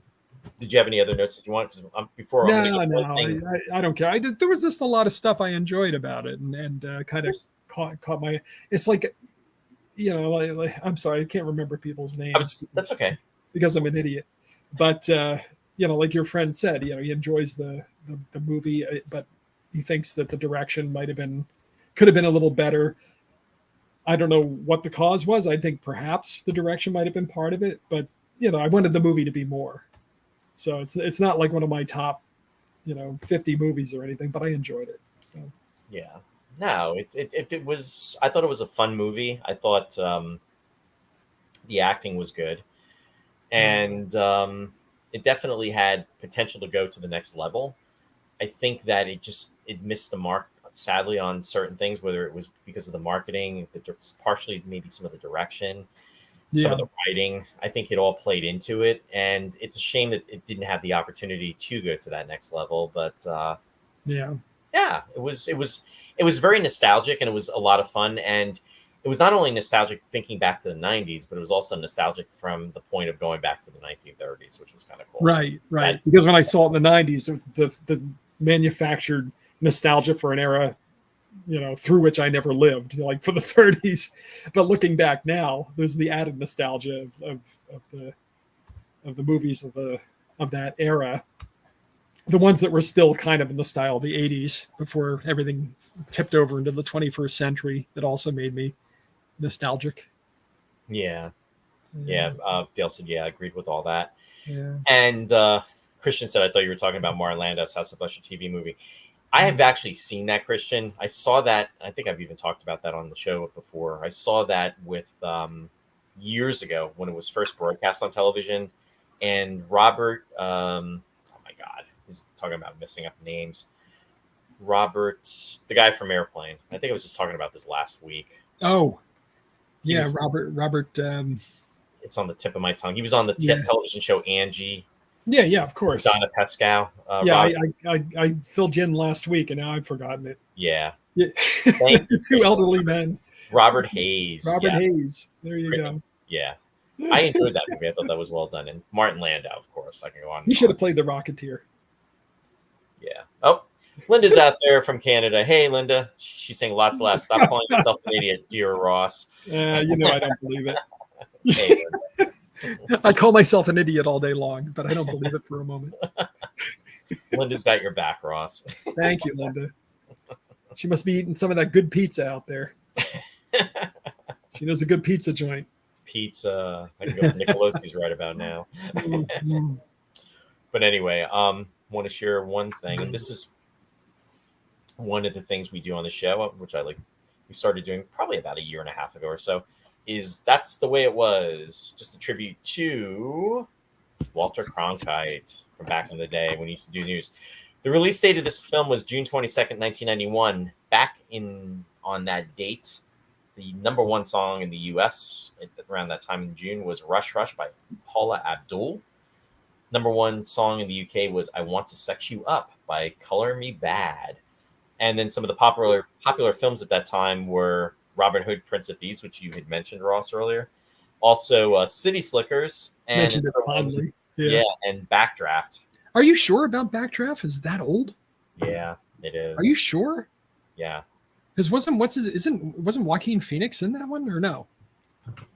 Is he 107 years old? Who was in that movie? Because Donald Sutherland was in it, and it was about the firefighters, right? It's about the firefighters, yeah. Is it that old? Oh my god! Yeah, no, we're that old, Ross. Kurt Russell was in it. Kurt Russell, yes, thank you. Kurt Russell. I guess so. Backdraft was 1991. You question me, Ross? Are you questioning me?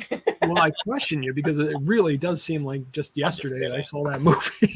Actually, it seems a lot more recent than Rocketeer. No, in all seriousness, to be fair, when I saw that, I was blown away that too. Dale said, "I got to run, guys. This was a blast. I enjoyed participating on all of your fun commentary. I'm going to try to join in regularly. Have a great one, fellas." Thank you, Dale. Thanks for joining us. Yeah, and Dale, if you get a chance, make sure you like the page, whether it be the Facebook page or even the YouTube page. And there's no cost associated with that. Much appreciated. So thanks for joining us. We appreciate it. I'm glad you enjoyed and had fun. Linda's saying, "I won't stand for it." Yeah, 91 though. I know. I kind of had the same reaction too. Wow. Thanks, Dale. Much appreciated. But anyway, we want to go to the music piece, and this is we talked about James Horner before. Yeah, we talk about him a lot. I really missed him watching this movie, and I miss James Horner a lot, even though he's plagiarizes so much. He's a good composer. He's a good composer. He just doesn't like, he likes to, he must have been, I wonder if he was just so busy and he just took whatever he could and put it in his scores, or if he really just had a blind spot when it came to coming up with his, own melodies or something. But he was a good composer, good film composer, and I miss him dearly. James Horner died in a plane crash in 2015. He was only 61 years old. It's funny to say only because when we were kids, people used to retire at 65. Oh, I know. Or crazy. Whatever. But, John Williams is still working, and he's, 93? 94. 94, I think, right? 1932 he was born, yeah. So, we could have had at least 10 years of James Horner. And if you felt like keeping the Beethoven's, that's the pizza place. And if he felt like he wanted to keep working, I'm sure that Horner would have gone as long as he could have gone. He started out with Roger Corman. We just talked about Roger Corman last week and all the talent that he gave a boost to, and that's where he started writing film music. He wrote music for a film called The Lady in Red, which starred Pamela Sue Martin and Robert Conrad. Our Wild Wild West star was in it. He played John Dillinger, and that was Horner's first feature score. Then he did Humanoids of the Deep. Yep. And then he did Battle Beyond the Stars after that. Yes. And then he was ready to graduate from Roger Corman. So he got picked up for Star Trek 2. And that was his big break. That was what put him into the A-list of film composers. And so that was... even though when you listen to it, you can hear a little bit of Battle Beyond the Stars in there. It was like the Horner sound. And the reason they hired him is because Jerry Goldsmith was too expensive. Mm-hmm. He did the first film, and they were trying to keep a lid on the budget a little bit. And they said, well, let's get this James Horner guy. He was pretty good with Battle Beyond the Stars. And they hired him, and they wanted to bring him back. Nicholas Meyer wanted to bring him back for Star Trek 6. And at that point, they couldn't afford Horner anymore because Horner had become so successful. So that would have been really cool. Yeah, so they get Cliff Eidelman to do the music for Star Trek 6. There's another connection there because James Horner at a point actually dated Jerry Goldsmith's daughter. So apparently there was a little bit of tension there between Jerry and James. Go figure. Could you imagine? And if they ever duked it out, they would duke it out with their music. Yeah. With their scores. Oh, man. I have a score. I get it. I have a score to settle with you. Yeah, there you go. And of course, his biggest, most enduring hit was Titanic. He Absolutely. He won 2 Academy Awards for that, for original score and for the song. He wrote the music for Avatar, which I think is still the highest grossing movie currently. And I mean, he did a lot of other things too that were fan favorites, things like Braveheart and Aliens. He did all kinds of stuff. I don't know. Willow, The Mask of Zorro. Yes. The Four Feathers with Keith Ledger, and these aren't even like his biggest hits. Cocoon, he did. He did Field of Dreams, Glory, the one about the Civil War with the Black Regiment, with Denzel Washington and The Voice. The actor with the voice. Everybody knows who he is. He was on Electric Company, and Morgan Freeman was in it. Glory. Goodbye, everybody. Good night. Anyway, so you I'm sure you have your own favorite James Horner scores. He was started growing up. He spent his early years in London, so he got into the Royal Academy of Music there somehow. It must have been like pre college or something. He studied with Georges Ligeti, who was one of the great avant-garde composers of one of the great composers of the late 20th century. He's the one that Kubrick ripped off for 2001: A Space Odyssey and used his music without his permission. Right. Like any of the stuff with the voices, it sounds really eerie. That's Ligeti, and Horner studied with him, even though the music couldn't be more different. Then he came back to the United States. He attended a pre-college school in Arizona, and then went to University of California, Los Angeles, studied there with Paul Chihara, who's another notable composer. He's still alive, so I won't say he's not as notable as Ligeti, because I don't want to offend anybody. But that was his early training, and then he got into film scoring.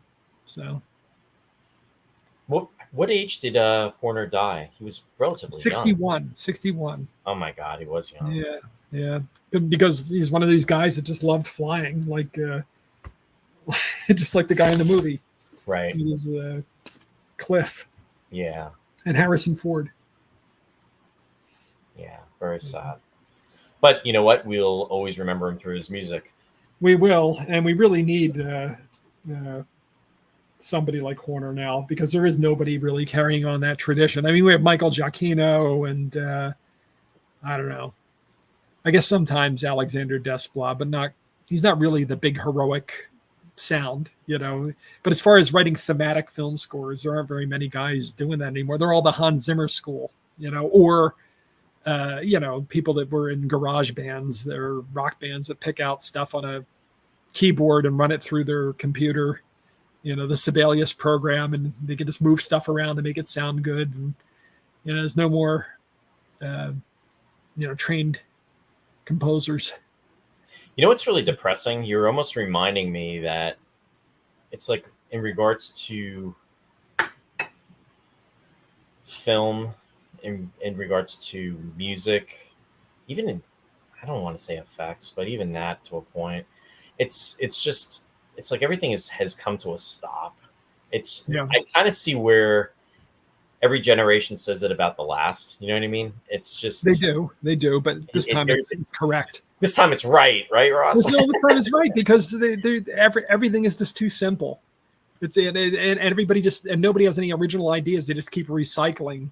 Everything is, when you have people like Spielberg and George Lucas and even as late as Quentin Tarantino, when they put their things together, they were grabbing from old stuff. Yeah, it was old original stuff, and they were kind of making it into something new. Now people are not going back to that original stuff. They're going to Lucas and Spielberg and Tarantino, and they're recycling them. So they don't even know what they're using anymore. Right. And I mean, they think they're using Spielberg and Lucas, but what they're doing is they're using Commando Cody and stuff, but they don't know what they're stealing from anymore. It's just like, oh, it's on the internet. I think I'll put it in my movie. And what's really scary is we've gotten so much time has gone by from like the 80s. I'll even say early 90s 90s, that, I mean, that in itself is what, at a minimal 32 years ago. So when you think in terms of that, it's got to get better, because if it doesn't get better, it's pretty much going to be bad. Yeah, it's all dead. It's all dying. Everything you loved is going away, Roy. Art is dead. No, it's not entertainment. Dead. Entertainment is dead. Everything's dead. The planet's dying. But anyway, some of the comments that are out there. Claudia was asking. She said, "Ross, who did the music for Star Trek 4?" That was Leonard Rosenman, the guy who did Rebel Without a Cause and East of Eden and Fantastic Voyage. We did Fantastic Voyage on this show. Yeah, with we were joking about Scene Stealer. Donald Pleasance. Donald Pleasance, yes. He also did the music for the animated Lord of the Rings, the good one that Ralph Bakshi did, not the crappy one that Peter Jackson did. Paul, the Doomers have spoken. I'm trying to uplift a little bit. That's why I cut Ross off, Paul, because I didn't cut him off soon enough. That's the problem. Jeff Rubel said that seemed to start in the era of Next Generation. The music was anything but memorable. Yeah. Oh boy, Christian said end of the world soon, Roy. Hopefully not, Christian. Hopefully half full, not half empty. Yeah. Christian said Kubrick used some spaghetti on Eyes Wide Shut. The only Kubrick movie I've not seen. And I like how Ross' go-to reference for Morgan Freeman was The Electric Company. He was great on that. If I ever meet him, I'm going to say I loved you on The Electric Company. What have you been up to lately? Oh, shoot, Ross. All respect to Morgan Freeman. Please. That's funny. I cracked myself up. In fact, for Space 1999 fans, Quentin Pierre, who was in both seasons as the security guard of 1999, he is actually Morgan Freeman's personal assistant and has been for 30 plus years. So there you go. Anyway. Yeah, but in regards to the film, everyone, love this movie. It was a fun movie. If you haven't seen it in a while, definitely see it. I know Sherry's listening. We'll have to watch it together. It was, I will definitely watch this film again. The only thing, again, that saddens me is that nothing came of it after that. And we've kind of touched upon the reasons, but I don't know. Now, one thing we didn't really go into was that they did do I guess, was it an animated film? They did a TV series, like a kids TV series. Which I didn't see. I know nothing about it, though. No, I don't either. Although they did give some kind of recurring part to Bill Campbell. He did have a part in the. Right, I did see that. Yeah, he plays one of their fathers or something. Maybe it's his voice or something. I don't know. Right. But and there's talk all the time about rebooting it or whatever they want to call it, resurrecting it, and we'll see. We'll see what they do with it. Lou's commenting saying, Ross, how about John Powell? I thought he'd be the next John Williams at one point. Yeah. I kind of, you want my opinion? I like John Powell. The stuff that I've, heard. I'm not sure if he came out of the Zimmer workshop or not, but he seems to, know how to write a score. So, yeah, I'll give John Powell a shot there, even though he's been writing scores for decades now. Yeah, he'll become somebody. There you go. Yeah, no, hey, Bill Nut is out there. Hey, Bill, thanks for joining. And he's writing under his wife Debbie's name for Facebook. It says, Bill writes, it was fun, but there could have been a little goodies. The source material was quite tongue-in-cheek. Yeah. Well, sorry, goofier. Oh, okay. Sorry, Bill. The source material, was a little goofy. Okay, I'll try that one more time. Bill writes, it was fun, but could have been a little goofy. The source material was quite tongue-in-cheek. Yeah, no, it was. I would love to see a movie in this vein made now. They don't seem to really make maybe the Deadpool movie, but it's going to be too much for me. I'm not going to go see the Deadpool movie. Let me tell you something. In regards to Deadpool, I've heard Yeah. nothing but good things about it, and Yeah. I think that It's different. It's cynical though. it is cynical, so you should Like enjoy this it. is not cynical. You know? No, it's not. It's a totally different type of movie. But with that said, for a lot of the things that we don't like about what's being made today, or let's say they make too much of today, that they kind of break the fourth wall. They kind of are a little cynical, but they poke fun of it. And there's only the only problem with that though is there's only so much of that you can do where it gets old and gets tiring, because then after a while it's like enough is enough. However, it's not like this is Deadpool 2023. This is Deadpool number 3. So I think that it's been like maybe 6 years. Maybe it's even, I think it's been 6 years since they did one. So I think that the pacing is good. And again, from what I'm hearing from different sources that I pretty much trust, I think it is good. Don just commented, and he even said, I enjoyed Deadpool. In fact, you think I'm the most cynical guy alive, and maybe I am, but I'm a sucker for this kind of movie. Like, I don't like cynical movies usually. I mean, it has its place. It does. But no, and I thought this movie is kind of an old style. I mean, it's nice too, where the guy's trying to get the girl, and he has a relationship. The girl's getting swept off her feet by this guy that's this big time movie star, and it's like everything that she's trying to get into the glamour of Hollywood, and they touch upon that where she's only read he kind of busts her a little bit when he says, did you actually get lines, or are you an extra or something along the line of that? But she's crossing that threshold because it's entrancing. But the one thing about it all too is that you can't take it for being reality, because it's not. I mean, it's fantasy and it's fun to experience it, but you cannot let it supersede reality. And the fact that that's why I think I really enjoyed those scenes where when he's trying to like win her over, and he's basically he's trying to BS her, and by using dialogue, he's trying to be really smooth, being this suave, sophisticated type of guy, with the lines, and then she calls him out on it, saying, "Yeah, that was on such and such movie." And but until that time, she's so starstruck, and there's that friction in the couple, because he's not forthcoming about things like him almost dying in the air accident, but she and he's not supportive of her. He belittles her pursuit of being an actress in these Hollywood movies. He said, "Oh, what are you in the background of a scene? Holding grapes at Myrna Loy does her scene or whatever." Right. So I mean, that's not going to endear you to your girlfriend if she wants to break into the movies.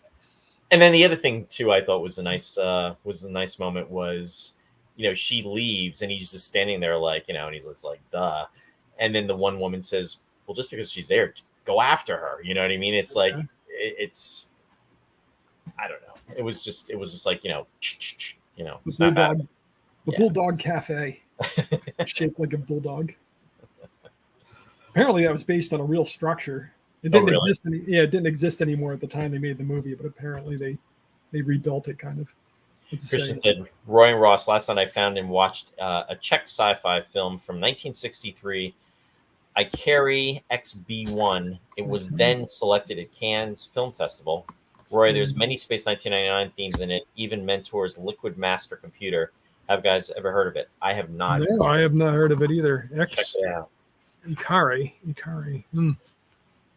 I used to work for a company called Icaria, which is an island, and I forget what it means, but I will check that out. Thanks, Christian. Also, The Voyage to the End of the World, or AKA The Voyage to the End of the World. Definitely check it out. All right. Voyage to the End of the World. Yeah. Yeah, Voyage to the End of the World. Got it. That's a long title to write. Okay, there we go. But I'm going to go through the... Very good. Thanks for sharing that. Jeff Rubel said End of the Universe. Shout outs really quickly. So let me just share the screen. So, for shout outs, Mike and Mary Beth, Sci-Fi Distilled, Wednesday nights. They will be back. They were off this week. Mike's actually in Vegas because he's at the Creation Trek event. It's the annual event. So this is the 58th, celebrating the 58 years of Star Trek. So 60 is not too far away. Vegas, baby. Vegas, exactly. So anyway, Mike and Mary Beth we're not on this past week, but they will be back Wednesday, August 7th, and they are doing the 1987 classic Predator with Arnold Schwarzenegger, who we were just talking about. God, you talk about films remembering in the theater. I remember when I saw this movie in the theater. I never saw Predator. You didn't? Really? No. I really enjoyed it. Never caught it. I know I should see it. Yeah, definitely check it out. Yeah. Want to give a shout out to Country Gate Players. Our friend Bill Scarrato with Country Gate is out there, and actually he's out on vacation. And in regards to the theater, if you want to get updates on the theater, you can go to www.countrygate.org, or you can go to Bill's website, which is www.billscarrato.com, and there will be information posted for the 2024 season as things move forward. Also, a shout out to Captain Phil's Planet for WUSB 90.1 FM, Stony Brook, New York. The captain's schedule is now. He's on Friday nights from 9 to 11:30 p.m. And you can also check him on when he's filling in on other time slots. And that's Captain Phil. Also, want to give a shout out to our friend Jeffrey Morris, who is working on the Eagle Obsession. And it is in production just a few weeks, probably now 3 weeks. Again, time is going so freaking quickly. We're in the beginning of August now. He met with William Shatner and filmed a really cool interview with William Shatner. And as I always like to say, William Shatner, you talk about being very deep. If you haven't had the opportunity to see his documentary that was out in theaters, I mean, I'm sure it's streaming right now and out of the theaters. But anyway, Jeffrey had a really great conversation with William Shatner, and this will be in the film. So the film will be released next year in 2025. Production is underway, and very excited about that. So stay tuned for informational updates regarding the film. You can go to www.eagledocumentary.com. And also, I want to give a shout out to Martha for Studio One Thrift. And you can get quality, stylish, affordable clothing for men and women at Studio One Thrift. All you have to do is go to the website. It's www.studio1thrift.com. Be sure to subscribe to receive informational updates regarding what is available. And also, there is a physical store location, which is up by Stroudsburg. Also, the London 1999 convention, the 50th anniversary celebration, will be the dates of September 11th through the 17th of this year. We'll be here next month. We just broke the threshold, and we are going from August into September. For information, you can visit the website for updates and information. It's www.space199950years.com. This will give you a listing of the actual attendees as far as the guests and hotel information. And I want to give a shout out to my son, Ryan, for Run by Ryan and Power Your Run. This is his website, and you can actually sign up for free and also get information that will help you in regards to training. If you want to subscribe, there are different tiers and levels for that, which you can check out on his website, which is www.runbyryan.com. And Ross, if you can let everybody know what you've got coming up.